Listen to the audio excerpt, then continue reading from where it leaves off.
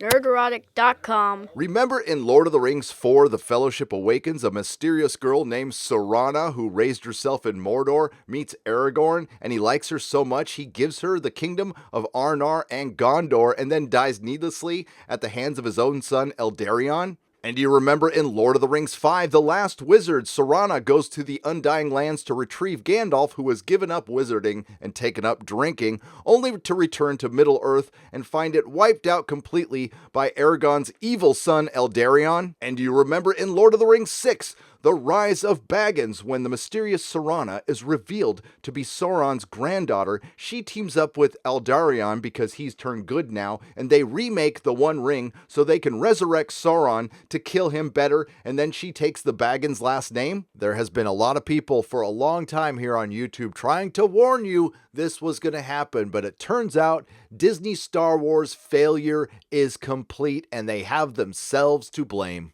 It's a damn shame that this is John Williams' final Star Wars soundtrack, made worse that it's for Disney Star Wars. But maybe, just maybe, the fandom menace has friends within Lucasfilm, and that's how this thing got released. Now, at this point, you might want to dip out, because I don't want to spoil the Rise of Skywalker for you. But I also must mention that this is rumor. These are not facts, although it looks like it's getting close to that. I will still call this a rumor and possible spoilers ahead. Also, the track list has not been confirmed, although the link to it was killed. So again, this is just rumor, nothing confirmed. And just like in my last leaks video, I'm going to focus on Palpatine because that is the worst crime committed against George Lucas's Star Wars. And we're just going to go over a little bit of this track list just to compare it to a few key moments in JediPaxis' leaks. And here is the track list. We have Prologue, Falcon Flight, We Go Together, and this must be the point where Rey, Finn, and Poe finally get together for the first time in the third film, yet they're C-3PO's old friends. In the Desert, well, we've seen the rave scene, and A Prisoner. This is a key point. This is when Chewbacca is taken prisoner by the First Order, and this is something they've pointed out. Then we have Kamiji. Now, this was misspelled in the leaks. I think it was Kajimi, but I believe this is more confirmation. Hallway Shooting, we've seen that in the trailers. Hard to Get Rid Of, this must be a song about Kathleen Kennedy. Join Me, this must be a Skype call with Reylo. The Old Death Star, which should be pulverized, yet it still exists. Off the Waterfront, Don't Care. Final Saber Duel. Well, I guess this is the third time that Rey will defeat Kylo. I think this time she kills him. And here is the most key point, Healing Wounds. So it looks like my good friend Ryan at RK Outpost was spot on when he said that Baby Yoda's Force abilities were being used in The Mandalorian to explain away Rey's. And now we have Space Jesus. That's what Jedis are. Advice, Battle of the Resistance, Approaching the Throne, and we'll get into that. Parents, again, a key point in the leaks. Coming together, this is obviously when Kylo and Rey get together, and maybe we get a little Reylo, more on that in a second. Seeing Sights, this could be Derp Rey or Force Ghosts. Rescue, Farewell, and most importantly, A New Home. This is obviously Tatooine, and this is obviously the point when Rey adopts the name Skywalker, giving Emperor Palpatine complete and total victory over the Skywalker family. The leaks were updated yesterday by JediPaxis, and while I won't say there's confirmation as compared to the track list, I will say it's confirmed that any fan of Disney Star Wars has been wasting their time, just like Game of Thrones. So, towards the end of the leaks, note, here's what I think people are going to end up discussing most about this post. Apparently, Palpatine does in fact bend into the ravine, so I guess he knocks Ben into the ravine, claiming he is the last in the Skywalker line. So he kills Ben, knocks him over a cliff, and that's it for Ben. Or is it? Rey hears voices such as Yoda, Luke, Leia, Mace Windu, and others who give her the strength to stand up. Now, I find this hard to believe that Rey would need the help of any men, dead or alive. That's why they wasted Luke. That's why they didn't give her a father who raised her. I can see the ghost of Leia giving her encouragement and nobody else, so we'll see if that happens. Palpatine tries to lightning her, but she blocks it with one of the sabers, but it seemingly brings her to a stalemate. Then she finds the strength to get another saber, makes an X formation, and this allows her to deflect the lightning from Palpatine back toward him. Palpatine apparently disintegrates and explodes, causing the arena to crumble. They must have done this in lieu of her stomping his ass, but in a way, that's kind of her doing it still. This is where new information comes into the picture, because apparently this crumbling arena kills Rey. Ben apparently climbs out of the pit, finding a dead Rey, and decides to give his life for her. Of course he does. The final Skywalker would sacrifice himself on the altar of Rey. That is completely appropriate for Jar Jar Abrams and Rian Johnson's Disney Star Wars trilogy. He uses the healing trick to save Rey, but draining his life force in the process. Then there's a weird fanfic moment where they kiss and he dies. That is incredibly cringe, and I want this to be true so badly, but the follow-up is actually worse. The ending described is also slightly different than I had previously told.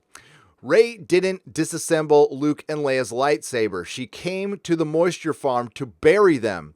She now has a black-gray handle lightsaber, which she ignites to show a yellow blade.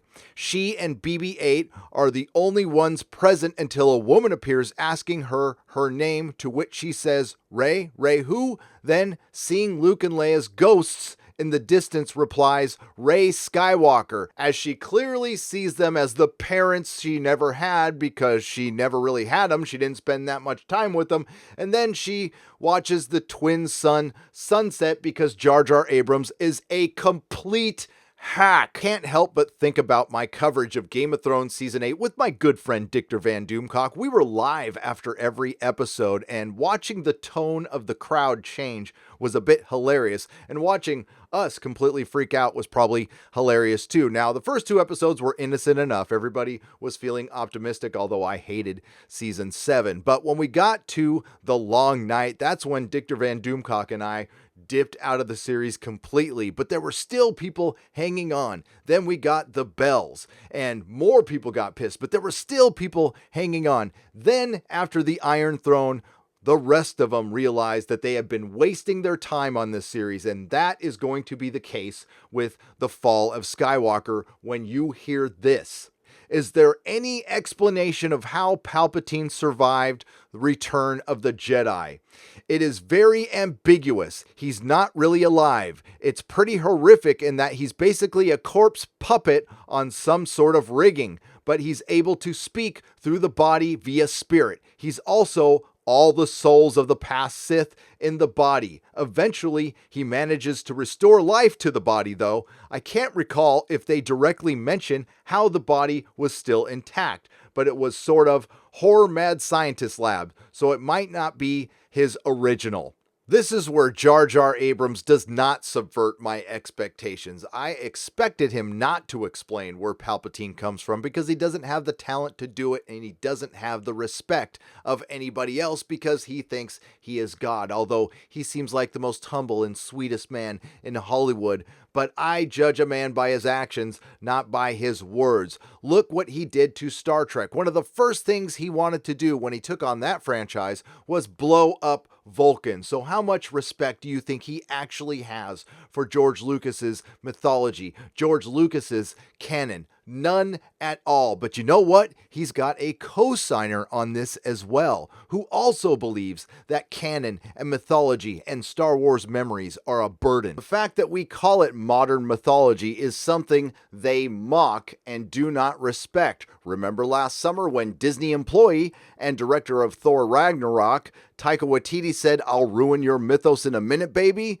Well, that was bad enough, but consider hearing it from somebody who was in charge of Disney. Following the conclusion of the Skywalker trilogy this month, Mr. Iger said he wants the next set of movies to be more accessible to the common moviegoers, unburdened by decades of Star Wars memories. Again, I spoke about that in my last video, but I wasn't left with enough time to elaborate, so I just mocked Bob Iger instead of talking about the actual seriousness of the Star Wars memories and why that is the single most important thing to this franchise and why it exists to this very day. And for you to say something like that will unburden you of thousands of fans. But he knows that will likely alienate some fans, not some fans, a hell of a lot of fans.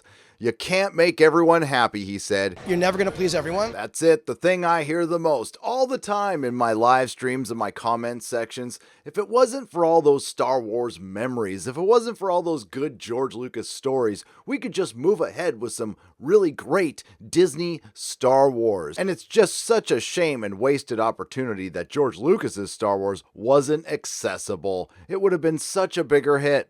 The reason I don't bother reading most of the spoilers is this movie looks boring and meandering. Again, it's going to be a total disaster, and now I'm convinced it will not make $2 billion. It will be the lowest grossing Star Wars film out of the Disney trilogy. I'm going to go out on a limb and say that, unless there's a lot of suckers out there, which there might be, but I can't see people going back and watching this over and over again. It looks like we're going to get a couple of minutes of Leia and a couple of minutes of Luke at the very most. Do we see any Force ghosts in this movie? In response to my previous comments that we see Luke and Leia and hear the voices of several others. You're spot on with the voices. They reach out to Rey in her time of need. Of course they do. You also get Mace Windu, Yoda, and Luke, some of the more prominent voices that I can recall. Correct on the ghost appearances too, although there's a weird ghost vision scene in which Luke explains he was training Leia and she felt a disturbance. They aren't the ghosts of Luke and Leia, but they are ghostly. I don't know what that means, and more importantly, I don't care. So it turns out all the previous Jedi were just stepping stones for the almighty Space Jesus Rey. Does Kylo Ben really die in the movie? The pit doesn't kill him, but that does happen. Goes on to explain what I wrote above, pretty much verbatim. What about Matt Smith? I googled Matt Smith because the guy didn't know who he was, and I don't remember seeing him. Matt Smith, do you regret leaving Doctor Who now? This sounds bloody awful. So you might be better off not actually seeing the film at all. I wish I didn't have to see it, but I do for the channel. But I will be honest with you. If I didn't have a channel, I would not be going to this movie. Well, I look forward to the ranks of the fandom menace growing as we near the end of the Disney Star Wars battle and head towards 2020, where we have Star Trek Picard, Star Trek Discovery, Doctor Who, and of course, Marvel Phase 4. Now, if these things turn around, that would be great. Then our work here is done. But as far as Disney Star Wars is concerned, the damage is done. There is no undoing this. You can't unmake the soup. You can't put the soy milk back into the boobie. But you do get a consolation prize, Baby Yoda. Until next time, everybody have a great day. Please like, share, and subscribe, and I will see you in the next video. Nerdrotic.com. Please subscribe.